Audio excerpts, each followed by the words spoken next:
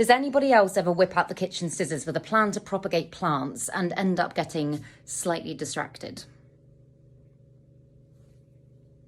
Just me? Hello everyone, welcome back to my channel. If you're new here, hi, my name's Claire and this is Yoli. I make videos all about houseplant care, sharing tips and tricks I've learned over the years to help keep your plants happy and healthy. And I've already given you a tiny plant collection tour, but today I thought I would give you a tour of the big ones in my collection. It's obviously not going to be as easy to hold them up and show you on camera, so I will take you around, I will show you them all, talk a bit about them, and yeah, I really hope you enjoy it. Let's get into it.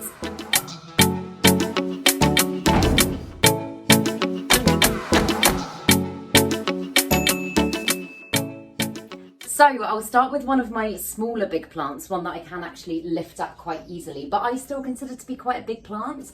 This is my Alocasia Frydek that I got fairly recently when I went to Hutch, and oh my goodness, it's given me so much new growth in the time that I've had it. And this is the most recent leaf on the main body of the plant. As you can see, if you look down at the bottom, it's got quite a few bulbs that have come up in the soil, and I'm thinking that I'll probably divide them quite soon, just because there's some really, I mean, like, that's a separate plant to the big one. There's some really nice, well-established plants in there, and I'd like to get some more of them going. But yeah, I just absolutely love this plant. I was actually saying to my friend the other day, it almost looks like a cartoon plant. Like, when I first had a Frydek in one of my videos, I know someone commented being like, why would you put a fake plant in there? And I know why you would think that. I know why you would think that it's fake, but it's so beautiful, and this one brings me so much joy. I'm always just kind of going over to it, checking on it, seeing how it's doing, seeing if it's giving me any new growth.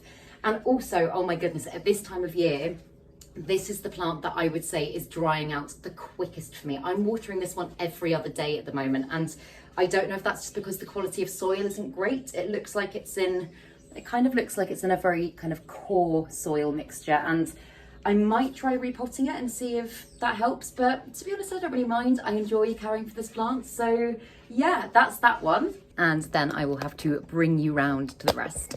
So this one's my bird of paradise, and although it is on a stand at the moment to kind of raise it up a little bit, it's still a pretty big plant. I've had this one for, I think, just over a year now. I'll put a picture in of what it looked like when I first got it, but I just am so impressed with how quickly it's grown. And this, I mean, these are both obviously new leaves, but this leaf here that's literally just unfurled is gonna be a big one. I mean, that's the leaf that produced that leaf, and if you look at the size of that one, and you can kind of get an idea of how much bigger this one's gonna get, it's gonna be pretty huge pretty soon, I think. And I don't know, I love the bird of paradise so much because it's just got such an exotic, jungly, beautiful look to it. And oh, I've seen some gorgeous ones that kind of tower up in people's places and just make them look beautiful. There was actually a gorgeous one when I went to Hutch recently, Hutch Houseplants in Exeter, and they have one to die for. So I'm really hoping mine gets there at some point. But yeah, she's really happy. She loves bright light, so this spot is just perfect for her. And yeah, I will keep you updated with her because she's currently, I'd say, probably one of my favourite plants. And then next to her is my, again, very massive Alocasia portadora, which, as you can see, is absolutely huge now. And this is one of the oldest plants in my collection, I think, or oldest big plants at least. I've had this one now, I want to say for about 5 or 6 years. Like, that's not exact, but I'm pretty sure that's about the amount of time I've had it for. And the cycle of alocasia is so funny because, I mean, like, for example, that leaf there, at some point I'm sure will die back. They kind of tend to give you a few leaves and then the oldest mother leaf will die back, and that's totally normal. But I do remember when I first got this plant, I was like, oh no, why are the leaves dying off? What's she doing? And yeah, now I've kind of got used to it and accepted that that's just how she rolls. But she's a really lovely plant. I mean, I now find her pretty easy to look after. Like, now I've kind of, I'll just show you the bottom here as well. Now I've got the hang of her and I get what she likes and what she doesn't like. I do find her quite easy, but when I first got her, I did struggle a little bit. I lost quite a lot of leaves in the first couple of months and I was like, oh God, what am I doing wrong? And I think it's just that her watering and lighting requirements are, I was going to say quite strict. I don't know if that's the right way to put it or not. I mean, she needs quite a lot of light. So again, similar to Bird of Paradise, this is the perfect position for her. And she does like her soil to remain evenly moist. And I think I was used to, with the other plants I had before this one, just letting the soil dry out. And she really doesn't like that. At this time of year, I'm watering this one probably every 4 or 5 days, and as you can see, she's in a fairly big pot. So yeah, she's happy though. Here you can see those are the older leaves that I've had to chop back, and as I say, it's just normal. And all the way down there at one point or another, those were other leaves too, but it's just how it goes with this plant. And then this is another one that I've shown you many times before, but I am just, oh my goodness, I'm so in love with this plant. This is my white princess philodendron, which, oh my goodness, I can't really lift her up anymore because she's going to hit the ceiling. She's gotten so big. And this is another one that I grew from a one leaf cutting not that long ago. I think probably about 1.5 years ago now. And as you can see, like, if you look at it compared to my face, the maturity of her growth now is just incredible. I'm so blown away by this plant. And again, I've just got her on a kind of like a bog standard core pole, which I know is definitely not the best thing for her. She's not able to kind of properly attach with this, so I am going to be getting a proper moss pole for her soon, making her one.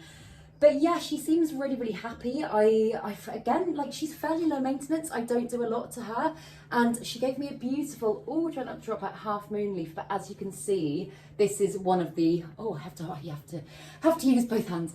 That was one of the tragedies from the heat wave recently. She did burn, and the white bits, the white variegation is so ridiculously sensitive. So I'm very sad about that, but at the same time, I mean, I love these leaves just as much. She's got a beautiful balance of variegation, and I just think she's gorgeous. I'm so proud of this plant, and I've been thinking for a while, do I chop her? Do I kind of try and preserve some of the lovely mature growth at the top and get her going as an even bigger plant? But then at the same time, I'm like, I don't know, I really don't like chopping my plants if there's not a good reason, and I have no desire to propagate her at the moment. So I think for the time being, I'm just going to let her grow, and obviously when I've got her on a decent moss pole as well, it will be a lot easier once her aerial roots start doing stuff to be able to chop her and propagate her if I want to. But yeah, that's where we're at for now. And then this one here is my big Yucca plant, and I absolutely love this plant, but it's one that, I don't know, she doesn't always excite me as much as the others. I think because her growth all comes from the middle, and she can be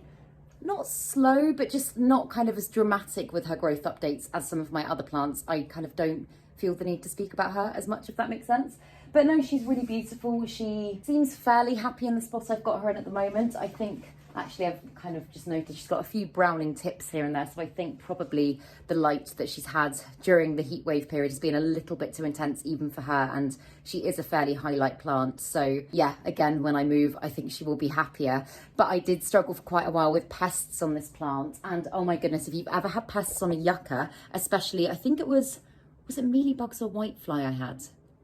One of the two, I can't remember exactly which one it was, but they get right down into all the little crevices of the leaves, and they are so difficult to get rid of. So I battled on and off for about 3-4 months with pests in this plant, but as you can see, she's now bounced back. She's looking really happy, really healthy, and she's just really great. And then just next to my Yucca, I've got my Fiddle Leaf Fig, which, as you can see, is quite bare at the bottom. I've actually got another one there as well, but I don't think that quite qualifies as a big plant yet. But yeah, this is one that I kept downstairs with me for a while when I first moved back home, and needless to say, Yoli's tail got the better of it and also damaged lots of other leaves. So I had no choice but to eventually bring her up here, and she was really dormant for absolutely ages, and I was just like, oh goodness, is she going to do anything? Is she just going to kind of stay looking like that forever? But she did give me a few new leaves only, oh my goodness, only like a few weeks ago, and already she's got 3 more on the way. So she's suddenly kicked into action and is suddenly kind of doing good things for me, which I'm so happy about. Again, these plants can be quite temperamental. Like, they're not, again, once you get used to them, it's pretty much the same with all plants, but once you get used to them and what they like and don't like, and have a chance to have some things go wrong with them, then usually you do get the hang of it pretty fast. But I did struggle with this plant for a little while when I first got it. I had a bambino and the bambino died. So yeah, they're very easy to overwater and can be a little bit, as I say, a little bit temperamental, but they're totally worth it because they're just gorgeous plants. Even though mine is, as I say, a bit battered, I don't care. I think she's beautiful, and I do like my little one. Oh God, lots of mess. I do like my little one there as well. But yeah, I just think she's great. I completely forgot to show you my golden pothos as well. This one definitely qualifies as a big plant nowadays. I propagated this one from cuttings quite a while ago now, but it was one of the first plants that I ever kind of properly propagated. And as you can see, she's grown a lot. She goes all the way down to the floor now. And this is another one that I'd love to get climbing over climbing over walls or something like that at some point. I know if you want to achieve really big growth, the best thing to do is put them on a moss pole, but I really love the look of her trailing, and she seems fairly happy. She, as you can see, her leaves are a bit curly. She probably does need a water. It's been a while since I watered her, to be honest, but these ones, they're really good with a bit of neglect. Like, if you do forget to water them every so often, it's not the end of the world. But yeah, I should really get her out and show you her that way. Maybe I'll put a shot in of what she looks like when she's out of her gap, but yeah. And then this one, would you consider this to be a big plant? I kind of think of this as a pretty big plant nowadays. This is my Swiss cheese plant, Monstera deliciosa, and I propagated this one from a one-leaf cutting during lockdown, and as you can see, it's grown so well. But the one thing I didn't do until literally 2 weeks ago is I didn't put it on a moss pole, so it was starting to just grow out, hence why quite a lot of its growth was still facing downwards. But I've just put it on a very temporary kind of little core pole thing and tied it up, but it's starting to kind of look up towards the light a little bit more, and I think it's just absolutely beautiful. I know it's not a particularly rare plant, but I don't think you can beat a Monstera personally. I think they are just such beautiful plants. They are so unusual looking with the gorgeous fenestrations, and I think it's great. It's also one of the easiest plants in my collection to care for. Honestly, it's such a great beginner plant if you're just getting into houseplants, or you want something really low maintenance that also grows pretty quickly and looks really pretty, then I would highly recommend this one. But yeah. And then over here, I've got my massive Hartley Philodendron, which has grown so quickly. This is honestly such a fast growing plant. I'm just trying to get one of the vines at the bottom to show you, because she's really going for it. And what I would love to do with this plant at some point is kind of get her growing up the walls, like when you kind of just see leaves everywhere. I love that so much. But this one's a super easy plant. I really don't do a lot to her at all. I just kind of throw some water on her from time to time and she's fine. And luckily, this is a plant that I've never had to struggle with pests with. That's probably famous last words, and I really hope it's not, but I've never had a pest issue with this plant, despite the fact that she has been very close to other plants that have suffered with pests. And that makes me so relieved, because I always just think because she's got so much foliage and it's kind of so dense and contained, I don't know what I'd do if she got pests. She would be a bit of a mission to treat, I think. Oh, look at that beautiful new leaf. They're so shiny. That's the only thing with her I was going to say. You do have to keep her leaves fairly clean, because the dust builds up ridiculously quickly. And I think especially on the older leaves, like there you can see, I mean, that's just from misting her with water. And I need to kind of go over and give them a wipe again. But yeah, she seems fairly happy in her position at the moment. She's obviously a little bit cramped where she is, but I'm out of space of places that I could put her. So that's where she is for now. And she's giving me lots of lovely new growth on top as well, which is good. And then this big beast is my Euphorbia clarensis, which is just so big now. I don't know if you can kind of properly get, yeah, can you kind of tell? She's just huge. I mean, if I stand up, she's up to there on me at the moment, and she has been such a fast growing plant. I think because she looks very cactusy, you kind of assume that maybe she wouldn't be, but she's actually a succulent, not a cactus, and she grows like a philodendron. It's absolutely crazy. Like, this one is just so fast growing, and especially at this time of year as well, she's just burst into action. And you can see towards all the tips here, it's really pale green. Literally all of that there is new growth. So yeah, I really love this plant, and I'm struggling to think where I'm going to put her when I move, because obviously she's very prickly and she does really need to be raised up a bit, partly for me and people that I have over, but also for Yoli, because I would not want Yoli walking into her. So I'm thinking I might need to get a big stand or something like that. But again, super easy to care for plant, really doesn't require much care at all, and grows fast, looks lovely, and is just all round fantastic. I wasn't actually planning on including this one, but I've also got a variegated one, which I think also would qualify as big plant. So yeah, very similar care needs. A little bit more light for this one just because of its variegation, but again, super fast growing, really lovely. It's also starting to branch, and I'm so happy because you see the way that this one's branched out and just looks really gorgeous, really lovely. I'm in a very precarious place right here, right in between both of them. But I really want that to happen with this one. I would love it if she could kind of start properly branching, because I think she's just so beautiful. I've just had to clear a load of plants out of the way to show you this one, because as you can see, it's getting a little bit crowded here. But this is my Pink Princess Philodendron. I've shown you her before because she is just magnificent, and look at this new leaf. How beautiful is that? And I've said this before, I said this in a very recent video actually, but a lot of you have asked before about Pink Princess not producing a lot of variegation, just kind of maybe little speckles like this.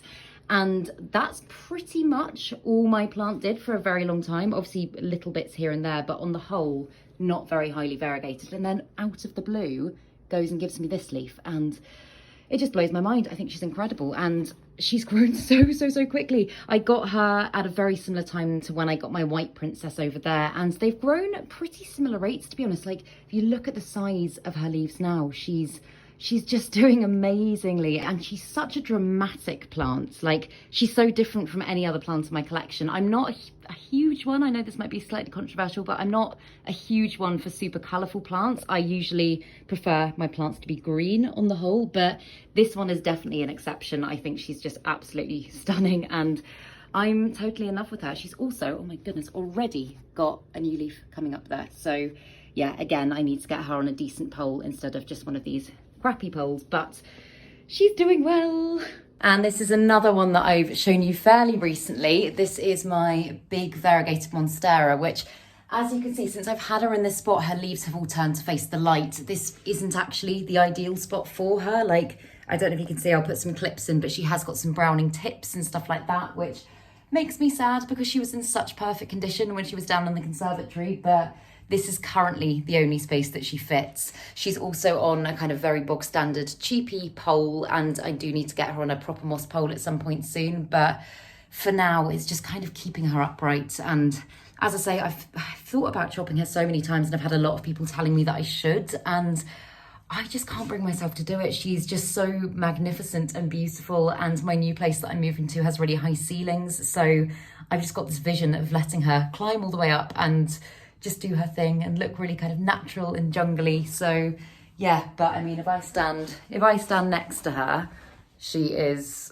I would say she's probably about 10.5 foot now. She's very big. And down here I've got my Sansevieria Laurenti Eye, which is definitely a big plant. She is probably the lowest maintenance plant in my collection. I water her probably about once a month or something like that, and she's looking okay. Again, this was a plant that was majorly struck by the tail and is still in a position where she could be struck by Yoli's tail, to be completely honest. But I've taken so many cuttings, propagations of bits that have been snapped off over the years, and they're actually, I mean, very much ready to be potted now. That one's giving me little pups as well, so I could just pot them back into the same pot and help her to look lovely and full again, which I think I'll probably do at some point. I just haven't got around to doing it yet. I've got probably about 5 or 6 pieces like that I could pot in.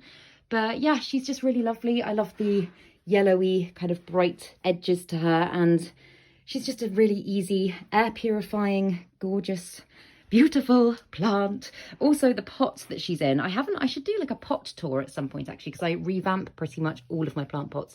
But that was just a really cheap waste paper basket, and I got some tassels, stuck some tassels on there, wrapped some string around the bottom, and now I feel like it looks like a really cool pot that maybe if you didn't know, you'd think I'd spent a lot of money on, but I mean, I don't know, maybe you wouldn't think that at all.